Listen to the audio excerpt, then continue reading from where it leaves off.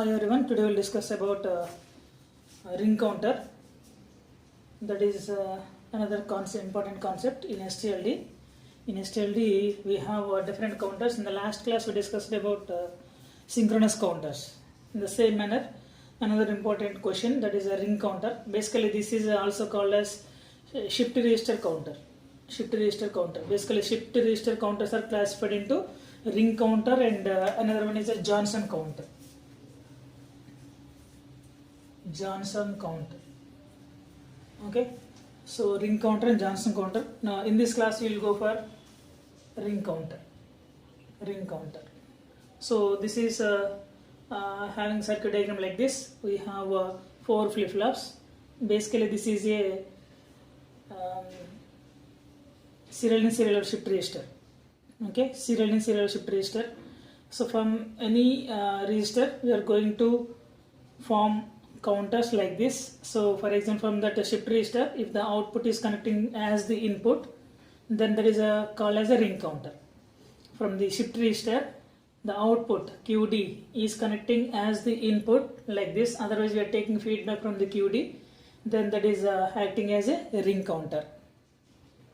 So in this we are using 4 flip-flops, 1, 2, 3, 4. Otherwise this is for example A. Let us take A flip-flop, B flip-flop, C flip-flop and D flip-flop. If you want, you may take 1, 2, 3, 4. Nothing but 4-bit ring counter. 4-bit ring counter. Here we are going to apply additional inputs or asynchronous inputs or preset and clear. Preset and clear. In this ring counter, always any one state is setting, remaining all are cleared. For example, for the first clock pulse or for the starting state, DA is first flip-flop is on, remaining all are zeros. In the same manner, for the next state, QB is DB is on, remaining all flip-flops are off. Like that, it repeats. So that is the main operation in the ring counter. So by applying clock, we will see what is the operation of ring counter. Let us see here.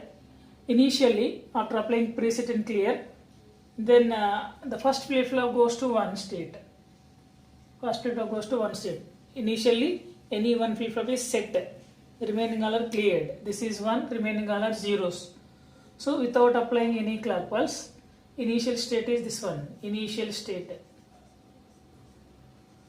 Initial state or initial state like this. Initial without applying clock. 0 clock pulse means without applying clock. Here see this, we are applying negative clock, that is synchronous clock to all the flip-flops. Okay, that is a synchronous counter, synchronous ring counter. Clock is connected simultaneously to all the flip-flops. Here I am using negative clock. Negative clock. So whenever we are applying preset and clear, before applying the clock pulse, the preset is setting first flip-flop as 1. Remaining all are zeros. So that's why without applying any clock, the first flip-flop output is 1, remaining all are zeros. DA, for example, DA is equal to 1. DA is equal to 1. DA, what is the output for D flip-flop? Same we are getting as the output. Whatever it may be the input, we are getting that one as the output. Why? Because the D is the delay flip-flop. With some delay, it will give same as the output. Same bit as the output. That's why QA is 1, remaining all are zeros. QB 0, QC 0, QD 0. Why? Because preset sets the DA1 first flip-flop set, that is 1. Remaining all inputs are 0 here, 0 and this is 0 and 0 like this. Okay. So that's why first flip-flop is high, remaining all are zeros. Then, now I am applying the clock. First clock pulse I am applying. When I am applying the first clock pulse, then here what is QA? QA is 1, that's why DB becomes 1. DB is 1. QA output is connecting to the DB, that's why DB is 1 and QB is becoming 1 and so on. That repeats. DB1 remaining all are 0. Remaining all are zeros. So DB1 means QB1 and QC 0, QD 0. This is 0 means this QA also 0. That means only second flip-flop, B flip-flop is on, remaining all are off. That's why 0, and B flip flop is high, that is 1, remaining all are zeros. Okay, 0, QA 0, QC 0, QD 0, and QB is 1. That is for first clock pulse. Then go for second clock pulse. For the second clock pulse, QC on. For the second clock pulse, QC on. Then what happens? Then see QC on, DC, this is on, DC is 1. DC is 1 means QC is equal to 1. QC 1, remaining all are 0. QC 1, remaining all are 0. For the third clock pulse, go for third clock pulse. That is when we apply third clock pulse, then QD is 1. QD is 1, that is nothing but DD is 1. So then QD is 1. QD is 1, remaining all are zeros for the third clock pulse. Okay, then I am applying fourth clock pulse. Whenever you are applying fourth clock pulse, then this is 1 connecting to the DA. Then QA is equal to 1. QA is equal to 1, remaining all are zeros. If you observe the first state, that is 1,000. It repeats. That's why if it is not essential, you may remove this one. Otherwise, from this you may write like this. So for the 0th clock pulse, 1,000 is the output. For 1 clock pulse, 0100. Second clock pulse, 0010. For third clock pulse, 0001 are the outputs. For the fourth clock pulse, the first state remains as it is. That's why no need to write this state again. For your understanding purpose, I wrote this fourth clock pulse also. Okay, that means what are the number of states here? For 1,000 is nothing but 8, and 0100 is nothing but 4, and 0010 is nothing but 2, and 001 is nothing but 1. Okay, so these are all possible states from 8 to 4. When you are applying for first clock pulse, it goes to 8 to 4. When you apply second clock pulse, it goes to 4 to 2. When you apply third clock pulse, it goes to 2 to 1. When you apply fourth clock pulse, it goes to again 1 to 8. 1 to 8. So total number of states are 4 states. 4 states.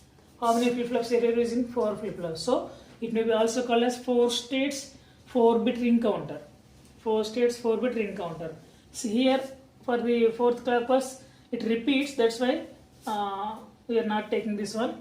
So then it is a like this. So 1, 2, 3, 4. 4 states.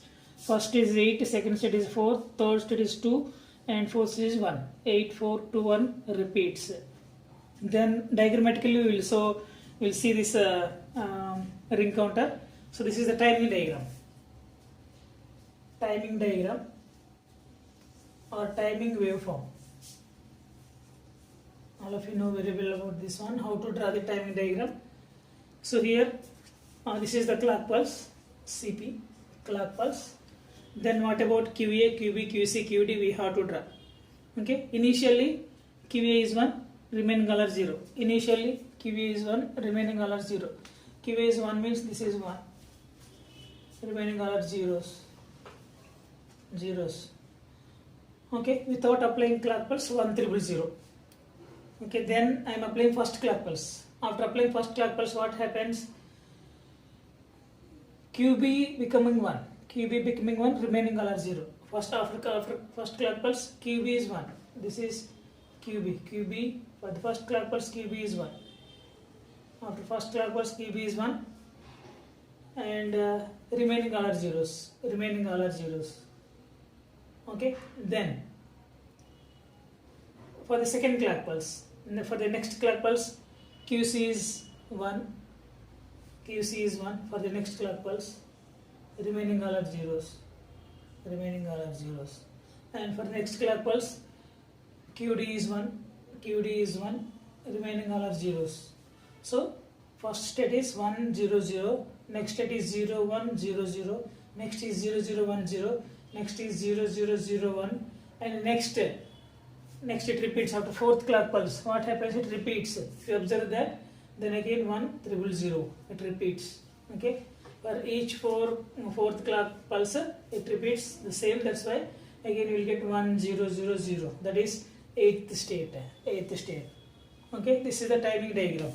You may write first Q A, QD, QC, QB, QA also. Here also you may write QD, QC, QB, QA also. As you wish you may write, no problem. Okay. This is also one of the important topic. Next we will go for the Johnson counter.